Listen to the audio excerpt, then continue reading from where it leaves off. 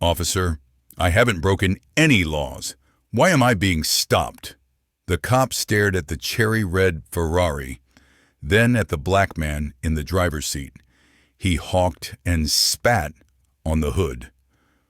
200 grand, and some black boy behind the wheel.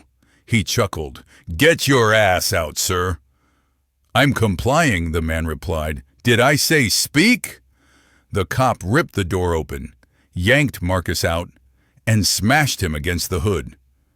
"You people are all the same. Thieves, dealers, animals." The officer's voice oozed contempt.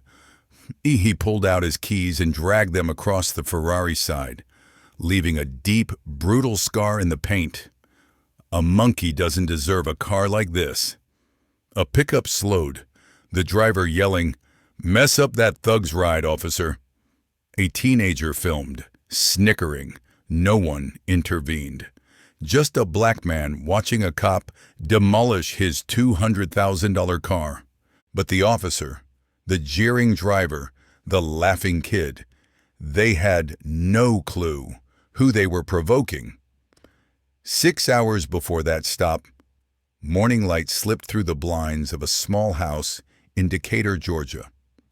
Marcus Carter stood at his bathroom mirror, pinching the collar of a freshly pressed dress shirt. The fabric was stiff, the creases razor sharp. Details mattered to a man who'd spent a lifetime proving he belonged where he wasn't wanted. 42 years old, 16 years with the Federal Bureau of Investigation, a veteran in the Public Corruption Unit who had personally helped put 19 crooked politicians and a dozen dirty cops into federal prisons. He'd stared down liars in suits and predators with badges. But today wasn't about that. It was Sunday, and Sundays were reserved for his mother. That rule stood taller than any federal statute in Marcus's world. On his dresser sat a framed photo. Marcus studied every single morning. A younger him in marine dress blues, standing beside an older black man with tired eyes, rough hands, and the proudest smile Marcus had ever seen. His father, Thomas Carter.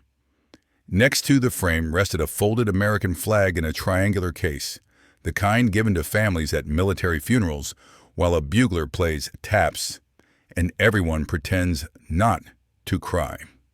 Thomas had worked 40 years for the Postal Service. Rain, heat, sleet. It didn't matter. 6 days a week, 4 decades straight. No fancy vacations, no expensive toys, rarely even a new pair of shoes. He never complained. But every Sunday after church, father and son walked downtown. They'd pass the Ferrari dealership on Peachtree Street, and the old man would stop, press his weathered palm to the glass, eyes fixed on the red cars. "One day, Marcus," he'd say, voice thick with a dream he knew he'd never touch, "one day, you and me are going to ride in one of those." That day never came. Cancer took him 2 years earlier, pancreatic stage 4 before anyone knew.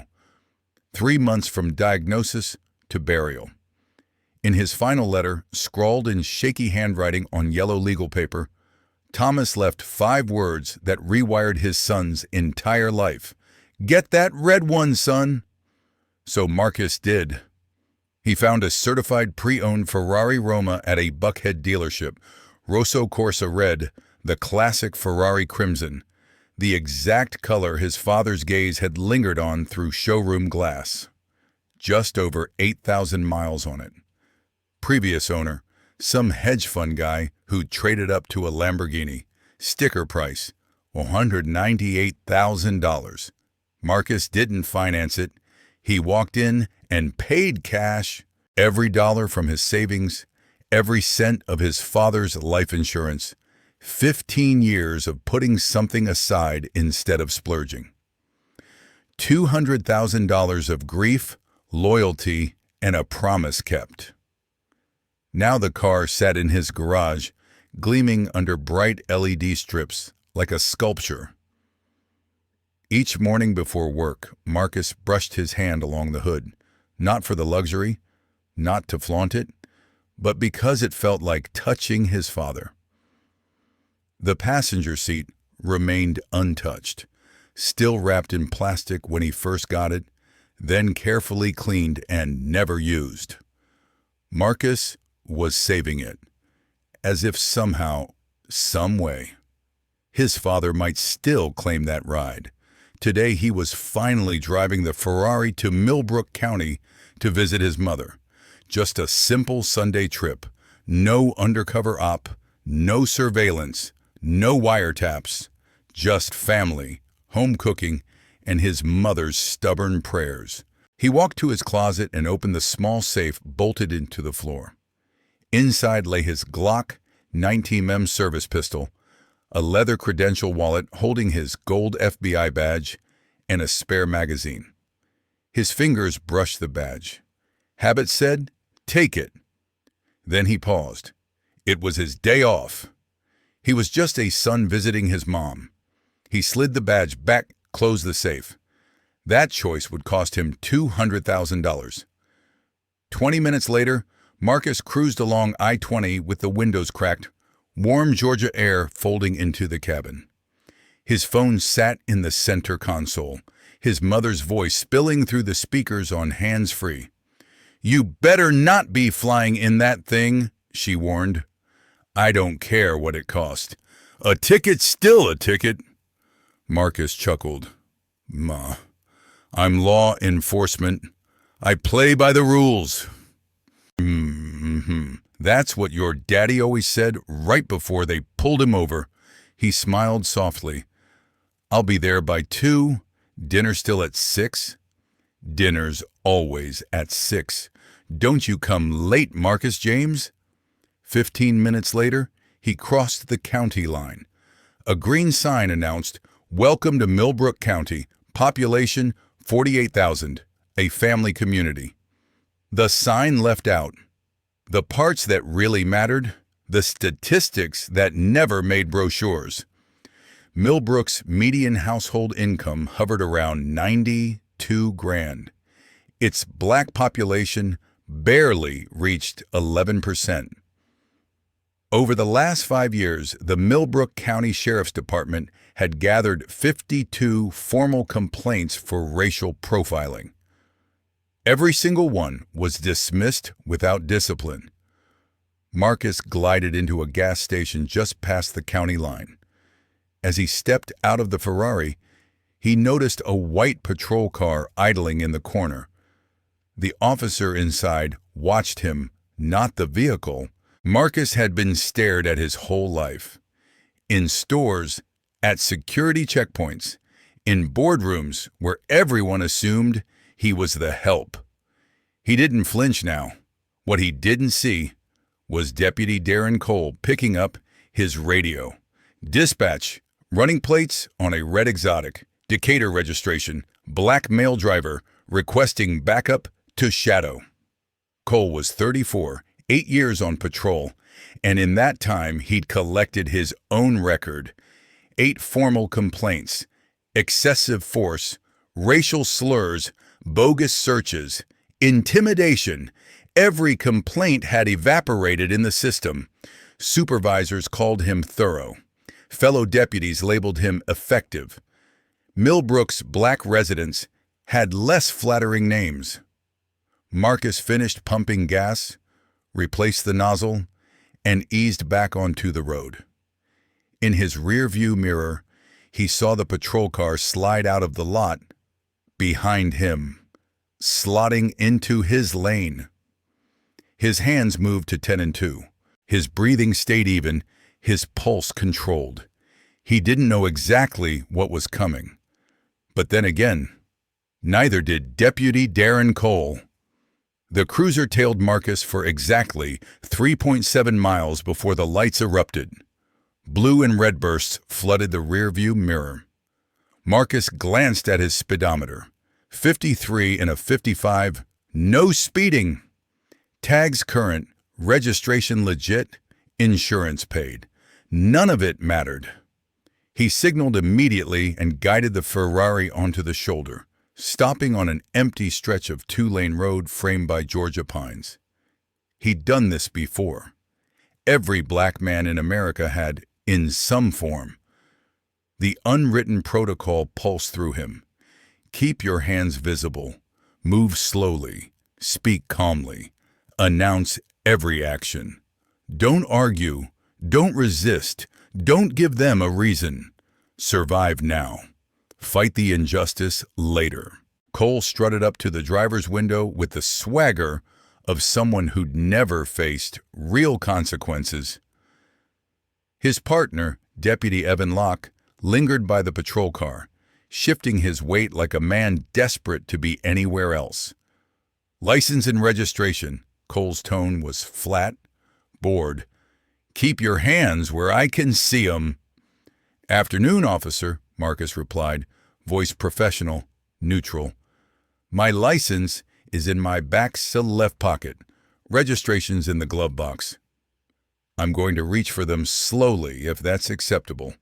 He narrated every movement. Classic FBI training. Remove ambiguity, erase excuses, build a clean record. Cole inspected the license, then let his eyes drift over the Ferrari's interior. The leather seats, carbon fiber trim, digital dashboard that probably cost more than his yearly take-home pay. His gaze slid back to Marcus. Decatur, he said, like it was something spoiled. Long way from home, huh? I'm visiting my mother in Millbrook, officer. Nice ride for someone from Decatur. Cole leaned in, so close Marcus could smell stale coffee on his breath. Where'd you get the money for a toy like this? I purchased it legally. Is there an issue with my driving, officer? That's when Cole spat on the hood. The glob landed on the red paint and began crawling toward the windshield like a slug trail. $200,000, Cole muttered, shaking his head in fake disbelief. And a black boy driving it. He let out an ugly laugh. Get your ass out of the car, now! Officer, I have the right to know why I'm being detained. Did I say you could talk? Cole yanked the door open hard enough to stress the hinges, grabbed Marcus by the front of his carefully ironed shirt, and dragged him out. Marcus's shoulder slammed into the doorframe. His knee scraped the threshold. Cole shoved him face first onto the hood. The metal, hot from the Georgia sun, burned through fabric. You people are all the same, Cole sneered. Thieves, drug pushers, pimps, animals. Where'd you get this car? You steal it, sling crack, pimp out your sister? Marcus kept his cheek pressed to the scorching hood, hands flat by his head, mouth shut. Answer me! Cole kicked Marcus's legs apart with his boot. A monkey in a suit doesn't belong in a car like this. So where'd the money come from? I'm a federal employee, Marcus said, voice eerily steady. I saved for 15 years and bought this vehicle legally. Cole burst out laughing. Federal employee? What, you deliver mail? Work the post office counter like your daddy probably did? Marcus's jaw tightened at the jab. My name is Marcus Carter, badge number 4429. Cole's laughter cut off. His eyes narrowed. Badge number? What are you, mall security? Rent-a-cop at the welfare office? He turned toward his partner. You hear that, Locke? This boy thinks he's somebody. Deputy Locke stared at the dirt, saying nothing. 50 yards down the road, a silver Toyota Camry eased onto the shoulder, engine idling. Behind the wheel sat Ruth Campbell, a 67-year-old retired third-grade teacher who'd spent 35 years instructing kids in Millbrook. She was heading home from the grocery store, trunk loaded with canned goods and boxed meals for her church's food pantry. What she saw through the windshield made her stomach twist. A black man pinned against a red sports car, a white deputy looming over him. Something about it felt profoundly, dangerously wrong. Ruth's hands trembled as she opened her purse, but her resolve was steel. She pulled out her phone and hit record.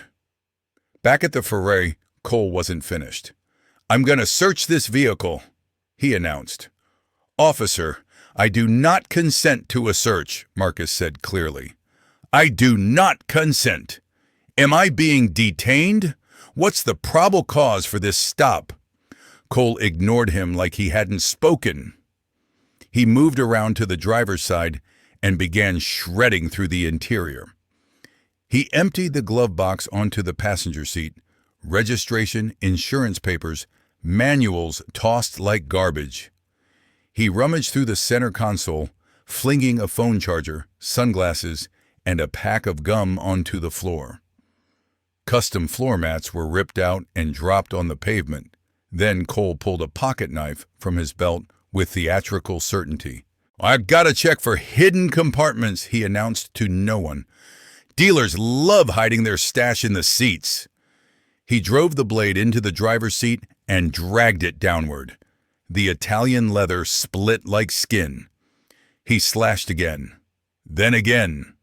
4 long wounds across the very seat Marcus's father had never gotten to occupy. Marcus shut his eyes and inhaled slowly. He'd stared down cartel hitmen, hostage takers, killers. He'd kept calm in rooms humming with danger. But watching this stranger eviscerate his father's dream, that cut differently. Cole climbed out, empty-handed, sweat beading along his hairline, frustration creeping in. He'd torn through everything and found exactly what was there. Nothing. No drugs, no cash, no weapons, just new leather and the ghost of an old man's wish. Cole circled the Ferrari with exaggerated suspicion, irritation mounting. He'd counted on finding something, anything, to justify what he'd already done and what he was planning next. He found only clean surfaces and silence. Stopping at the passenger side, he pulled out his keys and, slow and deliberate, dragged them from front headlight to rear taillight. The jagged scratch carved through Rosso Corsa, paint down to bare metal, shrieking across the quiet road. Then he kicked the driver's door twice. The aluminum caved like foil. He lifted his heavy Maglite flashlight and slammed it into the side mirror. Glass burst into fragments, scattering across the asphalt like broken ice. Cole climbed onto the hood and stomped, once, twice, 3 times, leaving boot-sized craters in the sculpted metal. "Looks like you got some prior damage," he said with a smirk. "Shame. Maybe next time don't drive what you can't afford." Through it all, Marcus didn't swing, didn't shout, didn't jerk away. He just lay there, one tear sliding down his cheek, burning hotter than the hood beneath him. Cole grabbed his radio. "Dispatch, I've got a combative suspect resisting a lawful traffic stop, requesting immediate backup." "Officer," Marcus said, voice cutting through the heavy air, "I have not resisted. I haven't moved. I followed every instruction. Your body camera is recording everything." Cole's grin widened. "Body cam? Yeah, funny thing about that. Malfunctioned. Battery died about 10 minutes ago," he shrugged. "Technology, right? Can't trust it." He stalked toward Marcus, grabbed his collar, and hurled him to the ground. Marcus went limp, a trained response drilled into him over years. "Don't tense. Don't fight. Don't give them an excuse." "Stop resisting," Cole shouted for any onlookers. Marcus lay face down on burning asphalt, hands behind his back. Ruth stepped out of her Camry, phone still pointed at the scene, lens wide open. Her hands shook, but her voice rang clear. "I'm recording this. That man didn't do anything wrong. I saw the whole thing." Cole glanced back at her. For half a heartbeat, something uncertain flickered in his eyes. Then it vanished. He snapped handcuffs onto Marcus's wrists. "You're under arrest. Resisting arrest, obstruction, felony, evasion." "I did not evade," Marcus said, cheek grinding into the asphalt, tiny stones biting his skin. "I did not obstruct. I did not resist." Cole yanked him up and shoved him toward the patrol car. As Marcus passed the wrecked Ferrari, he caught a glimpse of what remained of his father's dream. The long scar down the side, the crushed door, the missing mirror, boot dents in the hood, slashed leather gaping inside. Then Cole did the thing that would follow him for the rest of his life. He stuffed Marcus in the back of the cruiser and slammed the door.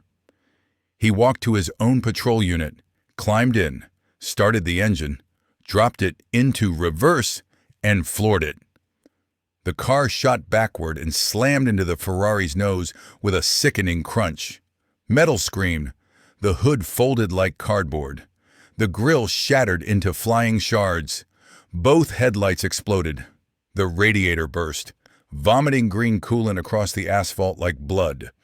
$200,000 of love and mourning obliterated in 3 seconds. Through the back window, Marcus watched, silent. Cole picked up his radio. Voice casual, almost bored.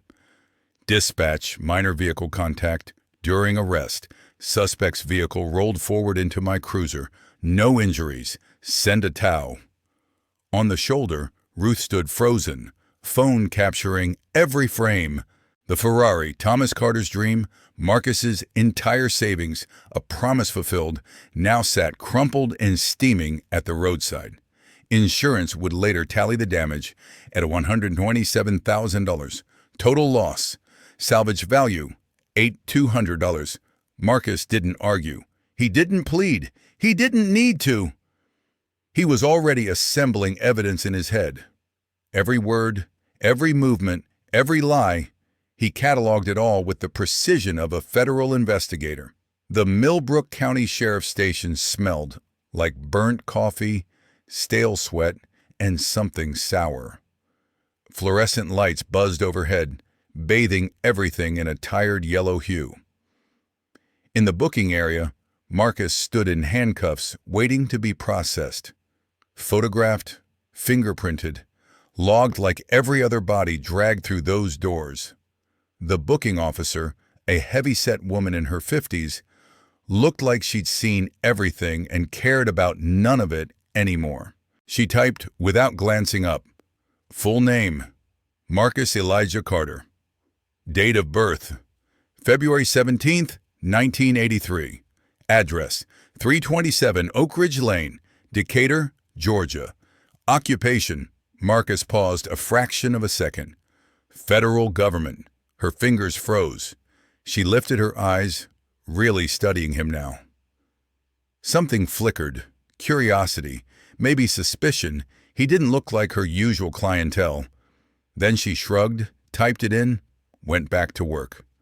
Another warning sign ignored. They placed Marcus in a holding cell, gray concrete walls, metal bench bolted to the floor. Stainless steel toilet without a lid. It smelled like disinfectant, trying and failing to kill fear, sweat, and regret. Marcus sat, folded his hands, and breathed.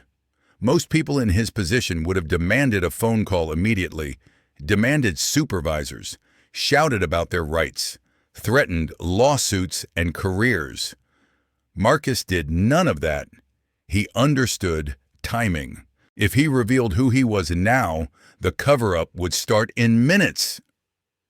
Reports rewritten, paper shredded, body camera footage would develop permanent technical issues, files misfiled or erased. He needed them to lock in their lies first, needed falsified narratives on record, fabricated details documented, every corrupt move sealed in official paperwork before anyone realized who they'd cuffed. So he waited, letting them think they'd broken another nameless black man. When his one phone call came, he dialed his mother. "Ma, I'll be late." Something came up. Her voice sharpened instantly. "Marcus, what's wrong? Where are you? I heard sirens earlier." "I'm okay, Ma, I promise. Just a misunderstanding. I'll explain everything tomorrow." "Marcus Elijah Carter, you tell me right now." "I love you, Ma. I'll call you tomorrow." He hung up gently, exhaling. Let them believe they'd crushed him. Across the building, in the deputy's bullpen, Darren Cole sat at his desk typing his incident report with the satisfaction of a man who believed he was untouchable. His fingers flew over the keys.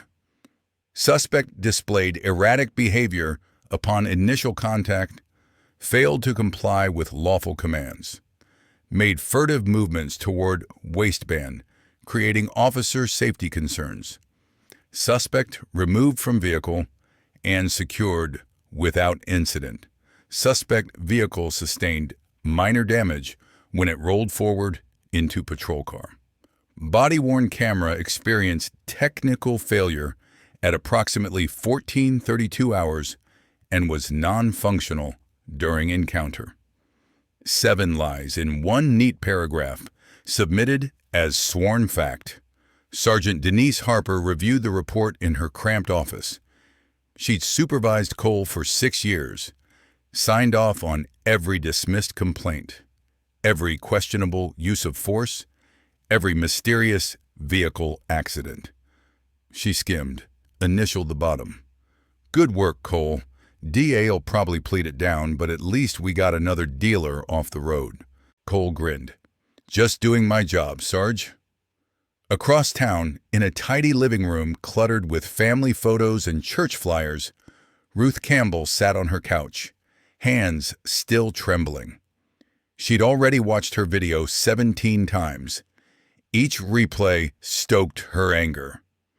The cruiser slamming backward, the crunch of metal, the cuffed man who never raised his voice, never swung, never did anything except drive the wrong car in the wrong county with the wrong skin.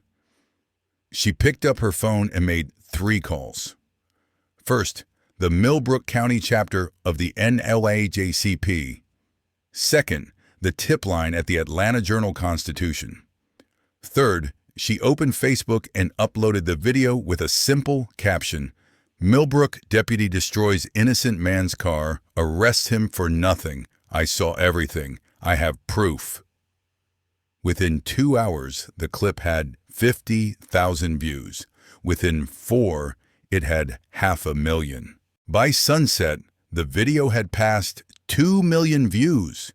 Local news vans converged on the sheriff's station like vultures circling roadkill.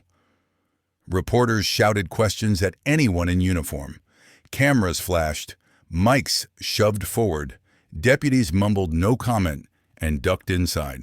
By midnight, the story had gone national. Viral video shows Georgia deputy rammed 200K Ferrari during traffic stop. The Millbrook County Sheriff's Office released a statement at 11:47 p.m., stiff and defensive. "We are aware of the video circulating on social media and stand firmly behind our deputies' professionalism.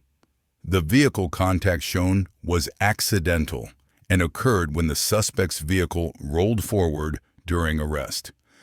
The department will conduct a routine review of the incident." Accidental!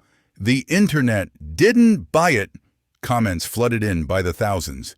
Outrage, fury, demands for accountability. The video spread, downloaded, reposted on every platform like a digital wildfire. But the real storm brewed somewhere else, entirely. FBI Atlanta Field Office, 9th floor. During a coffee break, a young intelligence analyst named Ariana Lewis scrolled through her newsfeed. She stopped cold. She knew that face. The booking photo on her screen belonged to a man she'd worked with 3 years earlier on a public corruption case. a man who'd helped bring down a county commissioner and 2 city council members on bribery charges. "Run this name," she told the analyst at the neighboring desk, voice suddenly sharp. "Marcus Carter, Decatur address, pull everything now." The database query took 4 seconds. Ariana went pale. "Oh my God!" 15 minutes later, Assistant Special Agent in Charge Leonard Brooks was on the phone, tone colder than ice water. "You're telling me one of my agents, a 16-year veteran in public corruption, was arrested by some county deputy for resisting and his $200,000 personal vehicle totaled?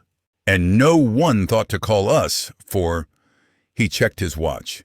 7 hours? He slammed a folder onto his desk hard enough to rattle his coffee mug. "Get me Internal Affairs, FBI and Millbrook County. Get me the U.S. Attorney's Office. Pull everything on Deputy Darren Cole. Complaints, incident reports, performance reviews, all of it." He paused, exhaled once. "We're going to handle this strictly by the book." Another beat. "Then we'll handle it my way." Morning rolled in gray and muggy. The Georgia sky hung low, heavy with clouds threatening rain that never came. Inside the Millbrook County Sheriff's Station, life pretended to be normal. Coffee percolated, phones rang, deputies griped about overtime, and argued over football scores. Darren Cole strolled in, 20 minutes late, coffee in one hand, donut in the other, grinning like a man fresh off a highlight reel. He'd watched the coverage the night before, read the furious comments, and laughed himself to sleep. What were they really gonna do? He was a cop. He had the union. He had Sergeant Harper. He had 8 years of skating by. "You see my arrest yesterday?" he bragged to a cluster of deputies near the vending machines.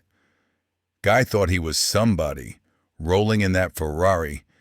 Turns out he's just another thug. "Car looked like trash when I finished."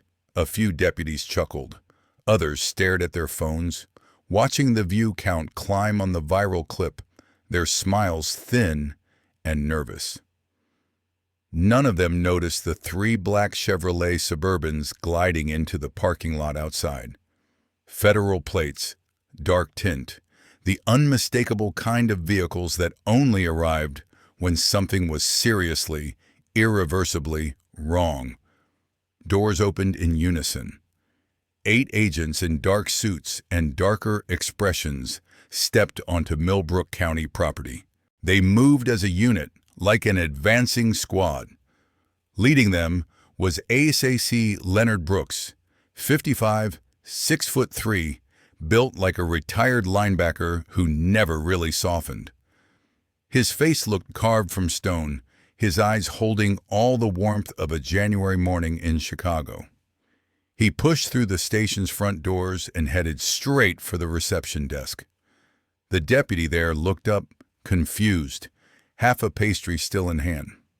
Brooks didn't wait. He held up his credentials. Assistant Special Agent in Charge, Leonard Brooks, Federal Bureau of Investigation, Atlanta Field Office. I'm here about the arrest of Agent Marcus Carter. I need your sheriff, your internal affairs, and the arresting deputy. Now! The word FBI rippled through the building like a live wire. Conversations froze. Coffee cups stopped halfway to mouths. Deputies who'd been laughing moments earlier suddenly had someplace else to be. Someone sprinted down the hallway to fetch Sheriff Henry Dalton. The sheriff emerged 30 seconds later, still tucking in his shirt, face pale as old paper. 58, more politician than cop. Dalton's experience mostly involved shaking hands, cutting ribbons, and managing budgets. FBI? His voice cracked. What's this about? Conference room, now, Brooks said. Bring everyone tied to yesterday's arrest. 5 minutes later, the key players were crammed around a table that felt much too small. Sheriff Dalton sat at one end, sweat beading at his hairline.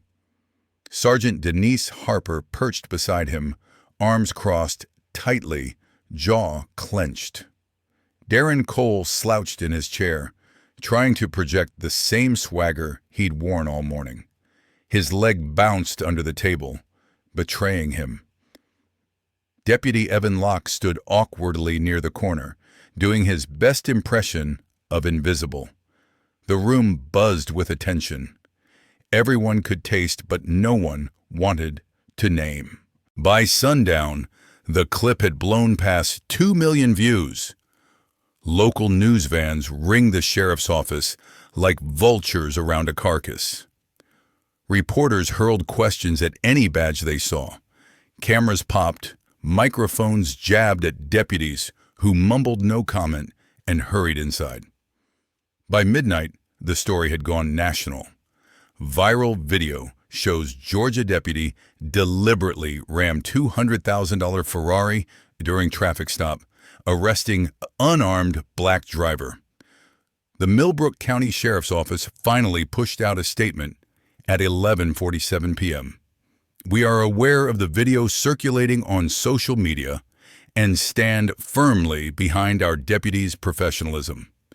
The vehicle contact shown was accidental and occurred when the suspect's car rolled forward during the arrest. The language was dry, rehearsed, dripping with denial. A boilerplate. Excuse copied and pasted from 1,000 other damage control memos. Accidental? The internet scoffed. Comments poured in by the thousands, furious, disgusted, demanding consequences. People slowed the video down frame by frame, circling the reversing cruiser, replaying the impact. The clip was shared, reshared, downloaded, stitched, and reposted until it lived everywhere at once. People tagged civil rights lawyers and major journalists, but the most dangerous reaction wasn't online at all. It was brewing quietly somewhere else. FBI Atlanta Field Office, 9th floor. A young intel analyst named Ariana Lewis was scrolling her newsfeed during a coffee break when she froze. She recognized that face. The booking photo in the article belonged to a man she'd supported 3 years earlier on a nasty public corruption case, a case that buried a county commissioner and 2 city council members for bribery. She frowned, heartbeat spiking, and leaned closer to the monitor, reading the caption twice. "Run this name," she told the analyst in the next cubicle, her voice suddenly sharp. "Marcus Carter, Decatur address, pull his file now." The database search finished in 4 seconds. Ariana's stomach dropped. "Oh my God!" 15 minutes later, Assistant Special Agent in Charge Leonard Brooks was on the phone. When he spoke, his voice had the killing cold of liquid nitrogen. She could feel the office temperature drop. "You're telling me one of my agents, a 16-year veteran of public corruption, was arrested by some county deputy for resisting arrest, and that his personal vehicle worth $200,000 was totaled by that same deputy, and nobody thought to call us for..." He checked his watch. 7 hours? He slammed a folder onto his desk hard enough to rattle his coffee cup and scare the room quiet. Get me Internal Affairs Bureau and Millbrook County. Get me the U.S. Attorney's Office. Pull every document you can find on Deputy Darren Cole. Complaints, incident reports, car accidents, performance reviews. Brooks paused, drawing in a long, steadying breath. "We're going to handle this strictly by the book." Another pause, heavier. "And then," he added, voice dropping, "we're going to handle it my way." Heads around him nodded grimly. The next morning crawled in, gray and wet. The Georgia sky sagged under thick clouds that threatened rain, yet never followed through. Inside the Millbrook County Sheriff's Station, life pretended nothing had changed. Coffee gurgled in stained pots. Phones rang. Deputies shuffled paper, grumbled about reports, argued over last night's game, and tried very hard not to mention the viral video echoing from every television screen. Darren Cole strutted in 20 minutes late, coffee in one hand, glazed donut in the other, wearing the smug grin of a man who believed he'd just cemented his legend. He'd watched the coverage, scrolled the outrage, and laughed himself to sleep. What were they going to do? Fire him? He had the union. He had Sergeant Harper. He had 8 years of skating past every complaint without so much as a slap. "You see my arrest yesterday?" he bragged to a cluster of deputies near the vending machines. Guy thought he was somebody driving that Ferrari. Turns out he's just another thug. Car looked like scrap metal when I finished with it. A couple of deputies snickered. Others stared at their phones, pretending to scroll email while watching the view counter on the video climb into another million. None of them noticed 3 black Chevrolet Suburbans sliding into the parking lot outside. Government plates, dark tint, engines idling low. The kind of vehicles that only showed up when something had gone very, very wrong. Doors opened in crisp sequence. 8 agents stepped out, all in dark suits and darker moods. They moved across the asphalt in tight formation, like an advancing squad entering hostile territory. At the front walked ACC Leonard Brooks, 55 years old, 6'3", built like a former linebacker who still hit the gym out of habit. His face looked carved from stone, his jaw set hard. His eyes held all the warmth of a January morning in Minnesota. He shoved through the glass doors and headed straight for the front desk without slowing his long, punishing stride. The deputy behind the counter looked up, frowning in confusion, crumbs still on his uniform. Brooks didn't bother with small talk. He flipped open his credentials in one smooth motion. Assistant Special Agent in Charge Leonard Brooks, Federal Bureau of Investigation, Atlanta Field Office. I'm here regarding the arrest of Agent Marcus Carter. I need your sheriff, your internal affairs unit, and the arresting deputy. Immediately! The word FBI shot through the station like a live wire. Conversations cut off mid-sentence. Coffee cups froze halfway to mouths. Deputies who'd been laughing seconds earlier suddenly remembered pressing tasks somewhere else. A young deputy bolted down the hallway to fetch Sheriff Henry Dalton. 30 seconds later, Dalton stumbled out of his office, still buttoning his shirt, his face the color of curdled, spoiled milk. 58 years old, a political appointee with friends on the county commission, Dalton had almost no real street experience beyond attending barbecues and balancing budgets. "FBI?" he croaked. "What's this about?" "Conference room, now," Brooks ordered. "Bring everyone involved in yesterday's arrest." 5 minutes later, the main players sat around a conference table that suddenly felt 3 sizes too small and 10 degrees too hot, stifling and airless. Sheriff Dalton sat at one end, sweat soaking through his dress shirt. Sergeant Denise Harper sat rigid beside him, arms folded, jaw clenched.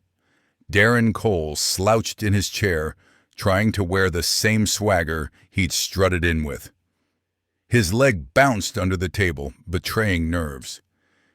In the corner, Deputy Evan Locke hovered by the wall, shoulders hunched, doing everything he could to look invisible. ACC Brooks stood at the far end of the table. He didn't sit. He didn't smile. He didn't rush. Slowly, almost ceremonially, he set a leather credential wallet on the table. He flipped it open. Gold FBI badge, official ID card. The same face that Deputy Cole had dragged from a car, mocked, cuffed, and hauled to jail the day before, Special Agent Marcus Elijah Carter. Special Agent Marcus Elijah Carter, Brooks said evenly. Public Corruption Squad, 16 years of federal service, recipient of the FBI Medal for Meritorious Achievement, 3 commendation letters, 0 disciplinary actions. Silence swallowed the room. The kind of silence that smells like burning careers. Yesterday, Brooks went on, voice icy and precise, your deputy arrested a 16-year FBI veteran, charged him with resisting, obstruction, and felony evasion. He paused. None of that actually happened. He slid a glossy photo across the table. The Ferrari, what was left of it. Front end mashed in, side ripped to bare metal, mirrors blown apart, hood caved in with boot-shaped dents. Your deputy also totaled Agent Carter's personal vehicle, roughly $200,000, declared a total loss. Another photo. A razor line carved along the car's length. He did this on purpose in front of witnesses on video. Brooks tapped his phone. Ruth Campbell's recording lit his screen. The room watched the cruiser rocket backward, smashing into the Ferrari. The crunch of metal echoed through the speakers. Your deputy then filed an incident report claiming...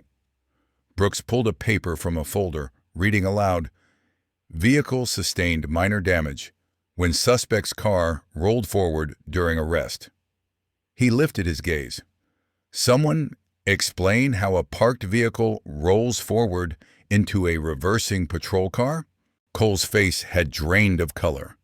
His mouth opened, closed, opened again. I didn't know. He didn't tell me. How was I supposed to? He told you he was a federal employee. Brooks cut in, voice suddenly hard. He gave you his badge number. You laughed, called him mall security. Then you K'd his car, kicked his door, smashed his mirror, stomped on his hood, and rammed it with your cruiser. Brooks turned to Sergeant Harper. And you, Sergeant, signed off on this report. It claims Agent Carter reached toward his waistband. He held the document up between 2 fingers.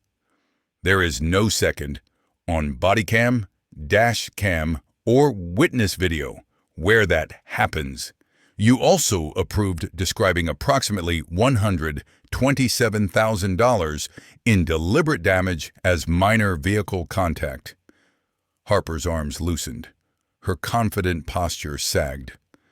I relied on my deputy's statement. You endorsed a falsified report, Brooks said. You helped bury misconduct. That makes you a participant in civil rights violations. His eyes slid to the deputy Locke, still trying to blend into the wall. And you, Deputy Locke, you stood there the entire time. You watched your partner assault a federal agent, destroy his property, and lie on official paperwork. You filed nothing, said nothing, did nothing. Locke stared at the floor, hands shaking. Here's where we are, Brooks announced, voice filling the room.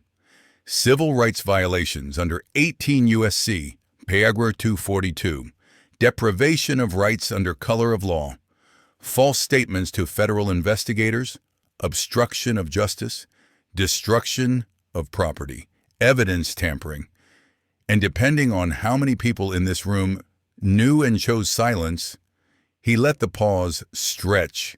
Conspiracy! That word hung above them like a falling axe. No one dared breathe too loud. The FBI is taking jurisdiction over this matter, Brooks continued.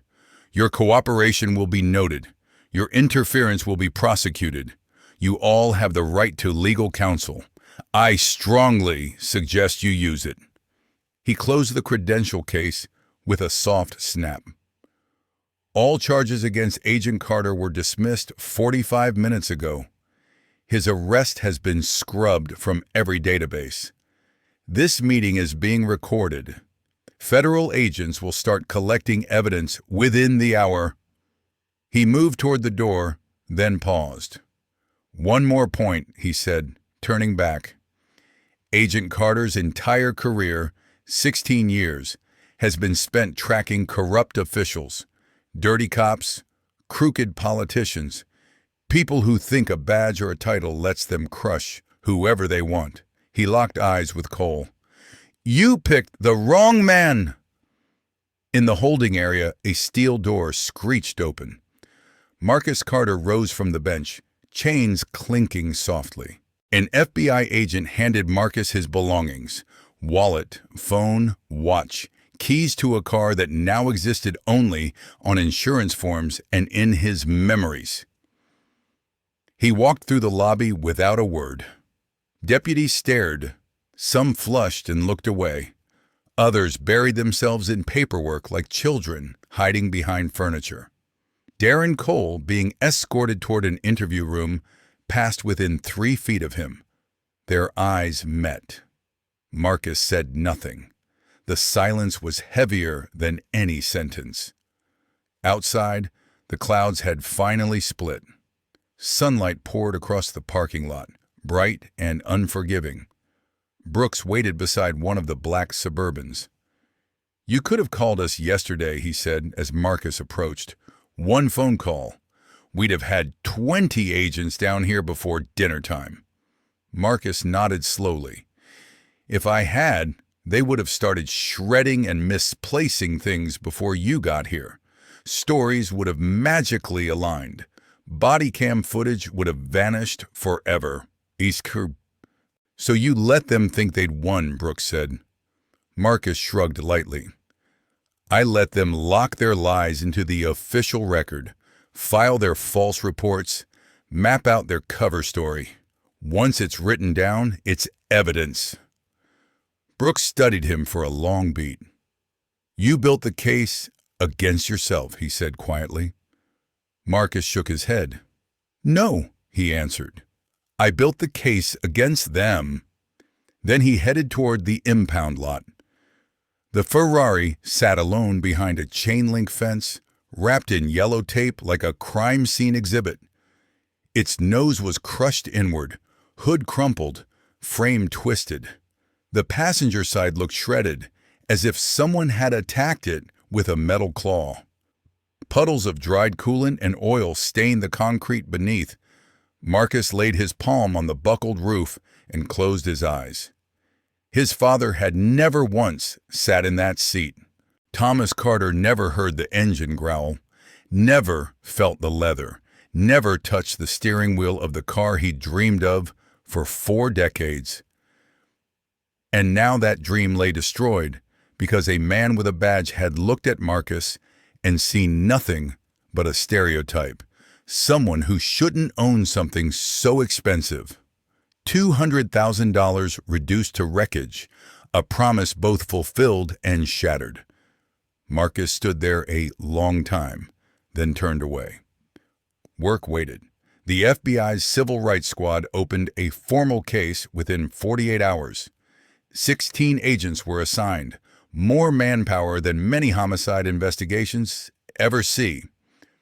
Evidence techs swarmed Millbrook County like an invasion force. Boxing documents, imaging servers, seizing body cams, radios, hard drives, anything Cole had touched in the last 8 years. But the Bureau wasn't operating solo. Federal pressure forced Millbrook into launching its own internal probe, this time under federal supervision. For the first time in the department's 70-plus-year history, an internal affairs investigation wouldn't be controlled solely by local brass. Lieutenant Carla Jennings was tapped to lead the county's review. 54 years old, 32 in uniform, and one of only a handful of black officers above sergeant, she'd built her career by being twice as capable in rooms that barely wanted her there. She understood exactly how dangerous this moment was.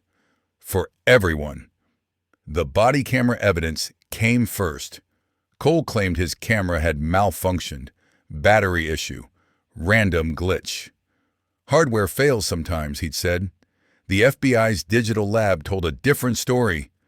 Log files showed the unit had been powered down manually at 14:32, exactly 4 minutes before the Ferrari was rammed. It stayed off until 14:51, long after Marcus was in cuffs and the car was crippled. This wasn't malfunction. It was intentional blackout. But Cole hadn't accounted for Ruth Campbell. He didn't know her phone had captured every second his camera missed. The slashing, the boot prints, the impact, his casual voice on the radio, calling it minor contact, all in crisp video with clear audio. Next came pattern analysis. FBI data specialists pulled 8 years of Cole's traffic stop history. Every stop, every citation, every complaint, and started charting it. The result looked less like random policing and more like a hunting pattern. 37 stops involving black drivers in high-end cars: Mercedes, BMW, Lexus, Tesla, Jaguar. In each report, Cole cited suspicious behavior or erratic driving as justification. Actual tickets were issued in only 2 cases. Contraband was found in none. His body camera malfunctioned during 11 of those stops. In 7 separate incidents, vehicles sustained what his reports called incidental damage. Scratches, dents, cracked glass. Everyone signed off as accidental by Sergeant Harper. Marcus Carter wasn't Cole's first target. He was number 38. The only real difference was that Marcus had the reach to hit back. Deputy Evan Locke's interview happened in a bland gray room. Metal table, plastic chairs, recorder blinking red. Lieutenant Jennings sat across from him, calm, patient, unwavering. Locke's leg bounced like it had its own heartbeat. His fingers worried at each other as if he could twist his guilt away. "You were present for the whole encounter," Jennings said finally. "You watched him drag Mr. Carter out of the car.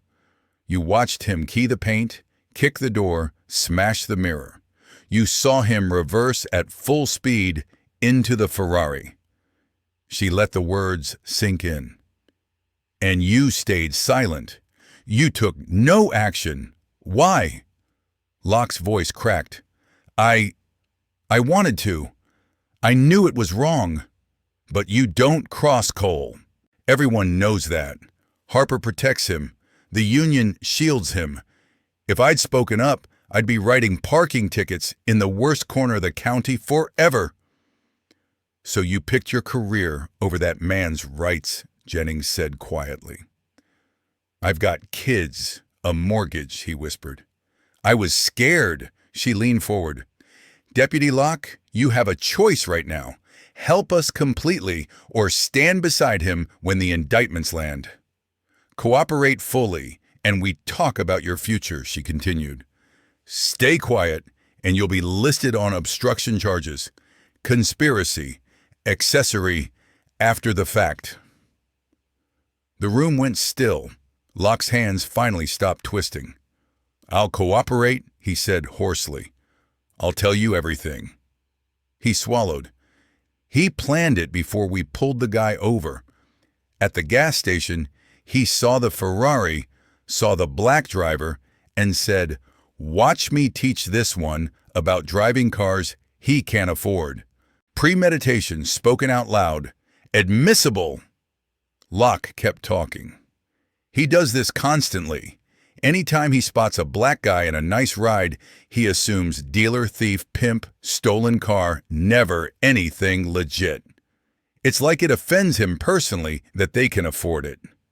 Locke looked sick. "People have reported him. Lots of people. Complaints go nowhere. Harper signs everything. The sheriff doesn't want drama. The union fights every inquiry. Everybody knows. Nobody acts. We all just look away. Sergeant Denise Harper's interview was a different beast. She arrived with a union lawyer and a storm cloud of attitude. Arms folded, chin up, she sat as if daring anyone to move her. The confidence didn't last. Sergeant Harper, an FBI agent, began, "You've supervised Cole for 6 years. In that span, he's drawn 8 formal complaints, force issues, racial comments, illegal searches, and 7 accidental vehicle damages during stops. You approved each dismissal, each report." "I followed departmental protocols," she snapped. "You also wrote in his performance review." The agent lifted a sheet. "That Deputy Cole shows exceptional commitment to proactive policing. Explain proactive when it includes deliberately vandalizing a citizen's $200,000 car." Her attorney leaned in, whispering furiously. "My client is invoking her Fifth Amendment rights," he announced. "That's her prerogative," the agent replied, "but her signature sits on 7 fraudulent damage reports. She either knew or didn't want to know. Either way," he continued, "she helped sustain a pattern of abuse that crosses from sloppy supervision into potential criminal complicity. So, Sergeant, law enforcement is done for you. The only open question now is whether you spend upcoming years pushing a shopping cart or wearing a jumpsuit." Harper's jaw clenched, but she said nothing. Meanwhile, Sheriff Henry Dalton wasn't giving taped statements. He was in damage control meetings, trying desperately to salvage his political life. His session with County Council lasted 4 tense hours. "Sheriff, it's worse than we thought. The FBI has jurisdiction because the victim is one of theirs. We're facing civil rights charges, destruction of federal property, obstruction, conspiracy. If we stonewall, we risk a full federal consent decree, long-term oversight of this entire department." Dalton swallowed. "What's our move?" "Get ahead of it," counsel replied. "Fire Cole immediately, suspend Harper, announce reforms before Washington shoves them down our throats." "And if we don't?" Dalton asked. The attorney exhaled. "Then Millbrook becomes a national shorthand for police corruption. Property values tumble, tax revenue shrinks, businesses walk, and you personally become the poster boy for institutional rot." Dalton fired Cole that afternoon. Ruth Campbell gave her sworn statement days later in a conference room at the FBI's Atlanta office. She wore a navy dress, a pearl brooch, and the expression of someone who'd seen something she'd never forget. Her hands folded neatly on the table, though they trembled slightly. Her voice stayed steady as tears slipped down. "I've lived in Millbrook 32 years, and taught 3rd grade for 35, she said. "Raised my kids there, buried my husband there. I always believed most officers were good people in tough jobs." She paused, dabbing her cheeks. "But what I watched that day," she shook her head, "you can't explain it away. You just can't." "That man did nothing wrong," she said firmly. "He was polite, respectful, he answered everything. And that deputy, he enjoyed hurting him. You could see it. He smiled when he scraped that car. He laughed when he kicked the door and broke the mirror. And when he backed into it, that was no accident. He looked straight at it and stomped the gas." She drew a breath, voice catching. "I knew I had to do something. Even if people got mad at me. Even if it cost me friends. Even if it made life in town harder," Ruth continued, looking straight into the camera. "Somebody had to be the witness. Somebody had to say what really happened." Marcus Carter gave his formal statement the same day, in another room down the hall. "I followed every instruction," he said. "I told him I worked for the federal government. I gave him my badge number repeatedly. I asked for probable cause 4 times. I never resisted, never obstructed, never tried to flee. His voice stayed even, the cadence of someone used to testifying under oath. He destroyed my car anyway, not because I did anything, not because he had evidence of a crime, but because he looked at me and saw something he didn't like. A black man with something expensive. A black man who didn't fit. A black man who didn't belong. Nah. That car was my father's dream, Marcus added softly. He worked 40 years as a mail carrier. No vacations, no splurges. But every Sunday we'd walk past that dealership and he'd touch the glass and say, "Someday, son, someday." Marcus's voice faltered, just once. He died 2 years ago. His last wish was for me to buy that car. So I did. Every cent I'd saved, every dollar of his policy, I bought it for him. And Deputy Cole destroyed it in 15 minutes, Marcus finished, straightening. Because I'm black. Because he assumed no one would believe me. Because he thought he could get away with it, just like he had 37 times before. He stared into the lens. He was wrong. The investigation rolled on for 3 months. News coverage didn't fade. Cable panels argued nightly. Social feeds pulsed with outrage. Millbrook became shorthand for everything broken in American policing.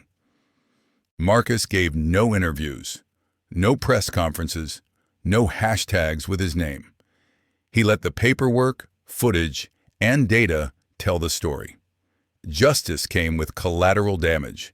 His face lived everywhere now, on broadcasts, thumbnails, protest signs, slides and training seminars. The undercover identity he'd spent 16 years honing was effectively dead. His value as a covert asset, the thing he did better than almost anyone, was gone. The Ferrari was gone too, officially declared a total loss. Insurance cut a check for salvage value, $8,200. 200 grand reduced to that. Some things you don't get back. Some costs never really balance. Attorney Daniel Mercer was 62, hair silver at the temples, eyes still prosecutorial sharp. A former federal prosecutor turned civil rights litigator, he'd spent decades dragging police departments into court. He met Marcus in a quiet office overlooking downtown Atlanta, legal pads stacked like bricks on his desk. "Agent Carter," Mercer began, "the Bureau will handle the criminal side. That's their lane. But there's a civil case here too, against Cole, the county, the system that let this slide 37 times before it hit you." "I'm not chasing a payout," Marcus said. "I'm not talking about a payday for you," Mercer replied. "I'm talking about making it financially painful to protect bad cops. Big enough that other counties look at this and think, we can't afford that." "Your car was worth just under $200,000, Mercer continued. "Your undercover career, if we even try to value that, represents decades of lost federal service. Your father's memory was spit on, literally and figuratively. Damages are substantial. You can donate every penny if you want, but first make them write the check.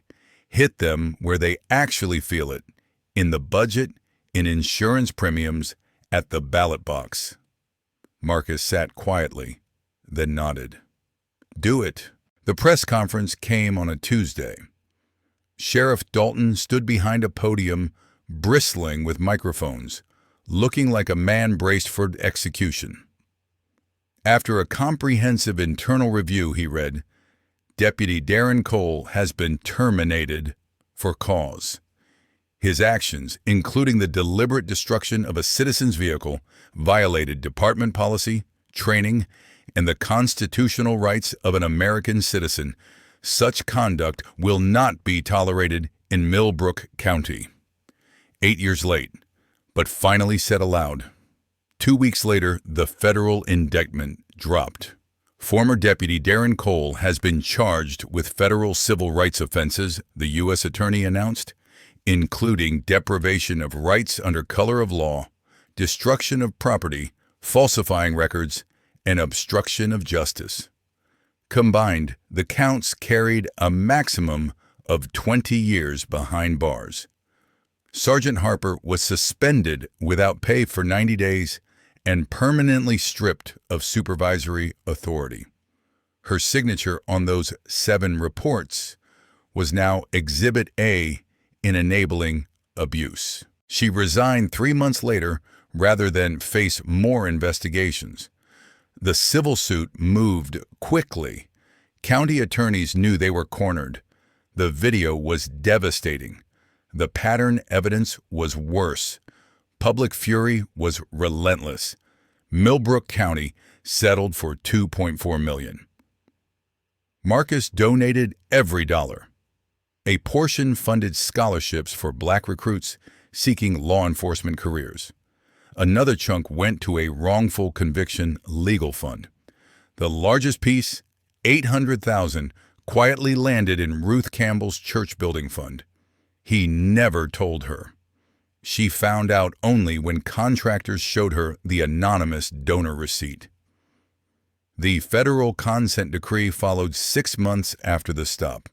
5 years of mandated oversight, new training on bias and de-escalation, strict body cam rules with automatic firing for tampering, mandatory reporting of any vehicle damage during stops, a civilian review board with subpoena power. For the first time, Millbrook's police weren't just policing, they were being watched. Deputy Locke testified fully against his former partner. His cooperation kept him out of a jumpsuit. Instead, he was moved to the training division, where he now teaches a block called Duty to Intervene, how to step in when another officer crosses the line. He starts every session with the same line. This is what I should have done. The sentencing hearing for Cole took place on a cold December morning in federal court. Cole stood before the judge in a wrinkled suit, no badge, no gun, no shield of authority, just a defendant. "Mr. Cole," the judge said, "you've pleaded guilty to 1 count of deprivation of rights under color of law and 1 count of destruction of property. Do you understand the consequences of this plea?" Cole barely managed, "Yes, Your Honor."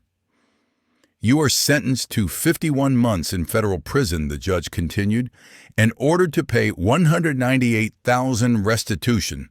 You are permanently barred from any employment in law enforcement in any jurisdiction, anywhere in the United States," the judge finished. 4 years and 3 months. Cole's shoulders sagged as marshals led him away. Marcus donated the restitution too. He didn't attend the sentencing. He was back on the job, chasing a new corruption target. When a colleague asked why he'd skipped court, Marcus simply said, "The best payback is doing your work well." Ruth sat in the back row that day, watching the man who'd brutalized a stranger over a car be escorted out in cuffs. She thought of that afternoon on the shoulder, thumb hovering over the record button, heart pounding. Sometimes courage is nothing more than pressing record and refusing to look away. A year later, Marcus pulled into a Ferrari showroom in Atlanta, sunlight bouncing off polished hoods like spotlights. A salesman hustled over, wearing a practiced grin. "Beautiful day, sir. Thinking about trading up?" Marcus scanned the rows. Red, black, silver, each one priced higher than most people's yearly salaries. He pictured his father's calloused hand on thick glass. "All those Sundays ago." "No," he said quietly. "Just looking." Then he turned and walked out. The insurance payout sat untouched. Between that and his salary, he could have bought another Ferrari. He didn't. Some things you can't replace with money. Some dreams are tied to a specific moment, a specific person. Once that's gone, the object doesn't mean the same thing. Instead, Marcus bought a silver Honda Accord. Sensible, reliable, invisible. It got him to his mother's house every Sunday, and that was enough. In his home office, he set a new photo on his dresser. This time, not glossy perfection, but wreckage. It showed the demolished Ferrari, hood buckled, grille shattered, deep scar etched from front to back. Reflected faintly in a surviving shard of windshield glass was his father's smiling face from the old marine photo frame behind it. Marcus kept the image not to fixate on the hate, but to remember why the fight mattered. Ruth's church dedicated its new community hall with a small ceremony. A plaque near the entrance read, "Restored through the generosity of a friend." She still didn't know who had funded the bulk of it, though she had a feeling. Addressing the congregation, she smiled through tears. "Sometimes courage is just pressing record," she said. "And sometimes kindness comes back to you from someone you tried to stand up for. I don't know who gave us this gift, but I know why. They wanted something good to come out of something terrible." Months later, someone asked Marcus if he was still angry. He considered the question. "I was," he answered. "Some days I still am. I lost my father's dream. I lost all the money I'd saved. I lost my ability to ever work undercover again because my face is everywhere." He paused. "But anger without direction is just noise. I turned what happened into something that mattered. Most people had never get that chance. They shouldn't have to. That's why systems have to change," he said.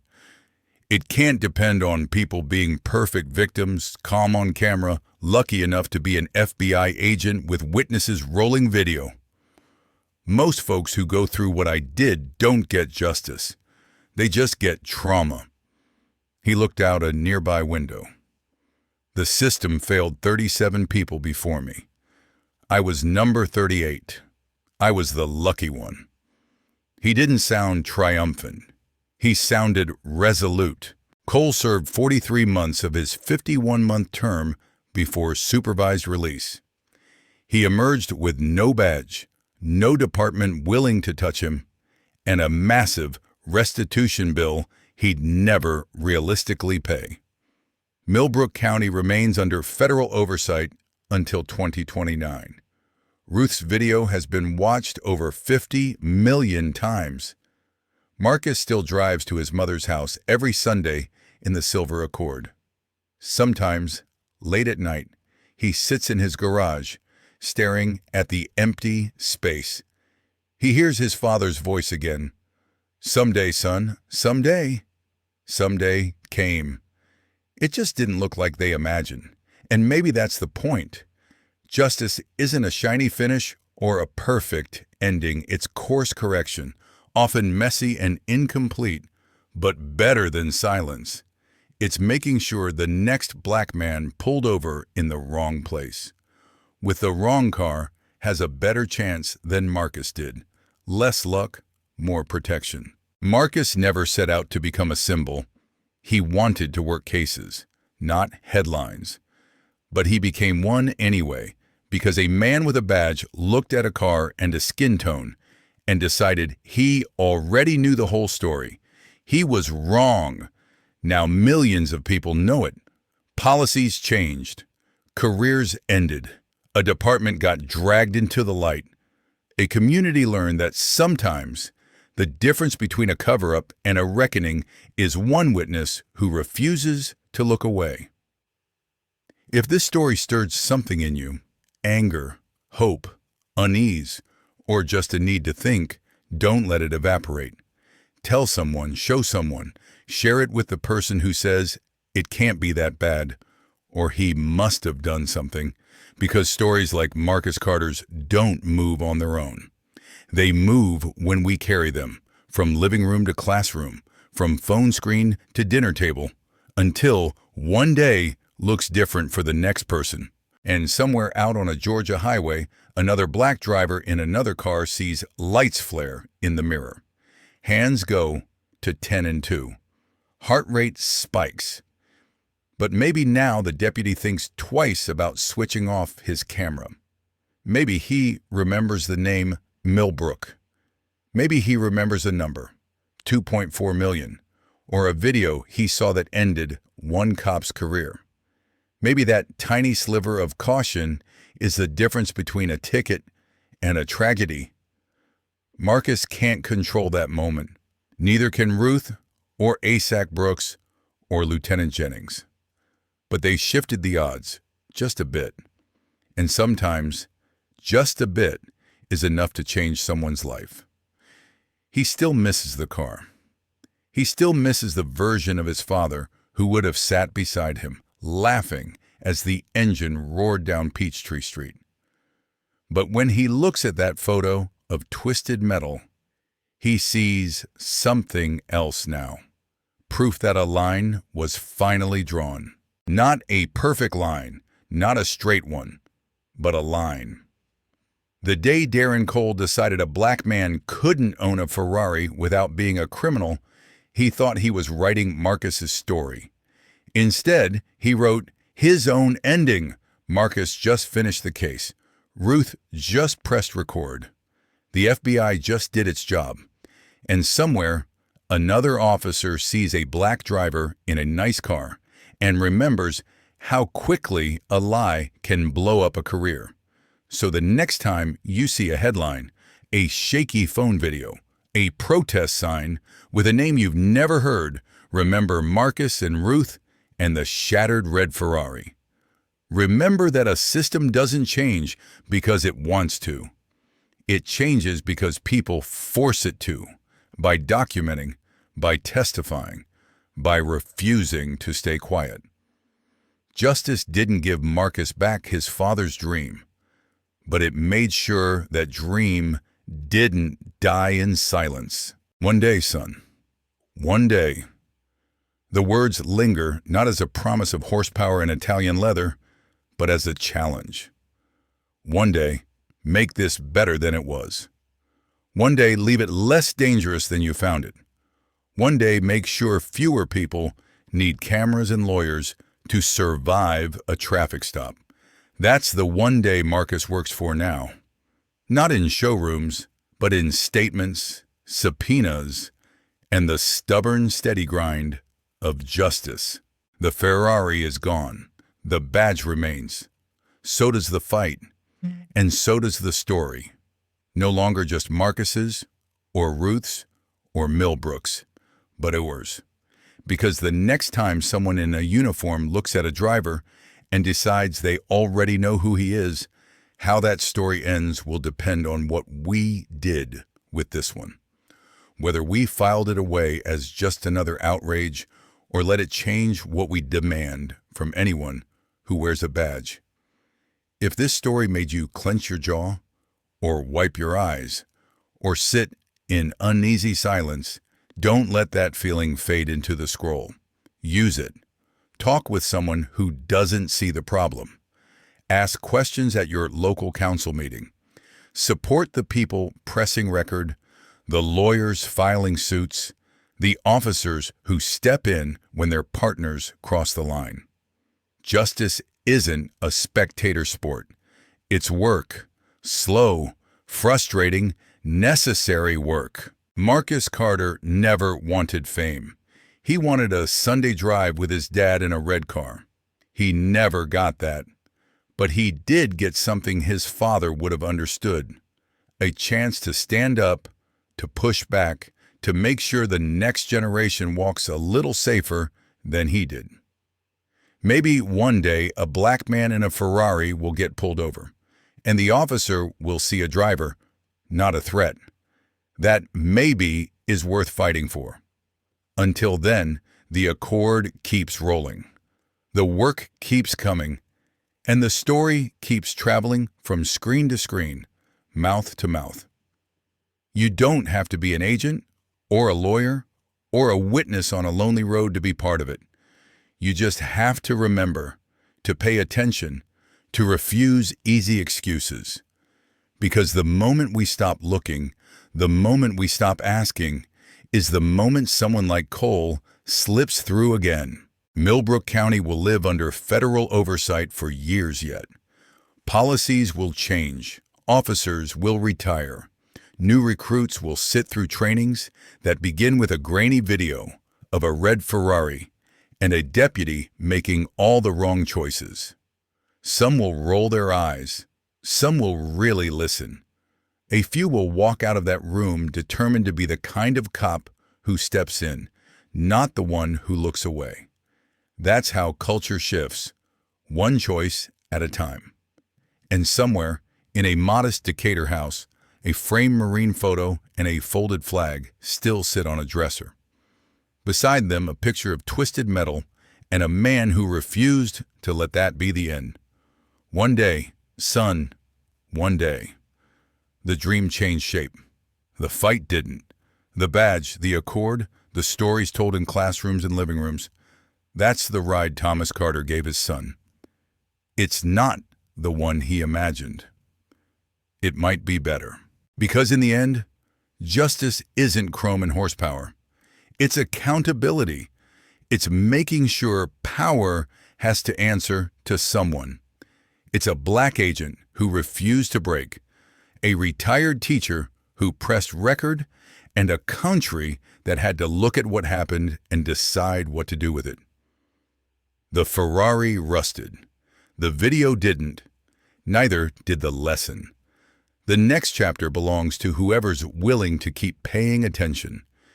If this story reached you, if it lit a spark of anger, or hope, or stubborn determination, pass it on. Stories like Marcus Carter's don't move themselves, we move them.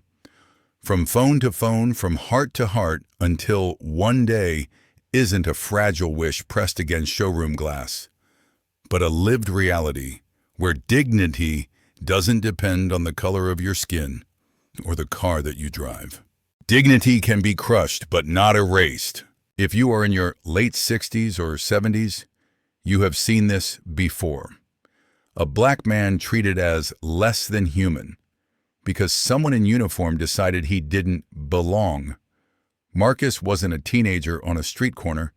He was a 42-year-old FBI agent, a Marine veteran, a son honoring his father's last wish with that red Ferrari. Yet in minutes on a quiet Georgia road, a deputy spat on his car, slashed the leather, and smashed the hood as if he were punishing an animal. Many of you remember when that kind of abuse never made the news. The lesson is clear. No matter our age or accomplishments, our dignity can still be attacked. So we must never pretend the struggle against racism is behind us. One witness can change the whole story. Older Americans know how much courage it takes to speak up in a small town where everybody knows your name. Ruth, a 67-year-old retired teacher, could have driven past and told herself, "It's none of my business." Instead, with shaking hands, she pressed record. That simple act turned a lonely roadside assault into national evidence. Her video forced the FBI to move, exposed years of patterns, and helped push a bad deputy out of law enforcement. For those of us who have watched neighbors stay silent to keep the peace, Ruth reminds us that real peace sometimes begins when one person refuses to look away. Justice is slow, but it still matters. By the time we reach our later years, we know change rarely comes in one big moment. It comes in little steps. Policy reforms, federal oversight, hard conversations at kitchen tables and town halls. Marcus lost his father's dream car. He lost the undercover career he loved. Yet his case brought new rules and a warning to every officer who thinks cameras are optional and lies are harmless. We may not live to see a perfect system, but we can still help bend it, inch by inch, towards something safer for our grandchildren. Friends, after hearing Marcus's story and these 3 lessons about dignity, courage, and slow but real justice, I'd love to hear from you. Have you ever witnessed or personally felt someone being treated unfairly just because of how they looked or what they owned? If you had been in Ruth's shoes on that Georgia roadside, do you think you would have pressed record? Please share your thoughts in the comments. Give this video a thumbs up and subscribe to the channel so you don't miss future stories and reflections that honor your experience and wisdom.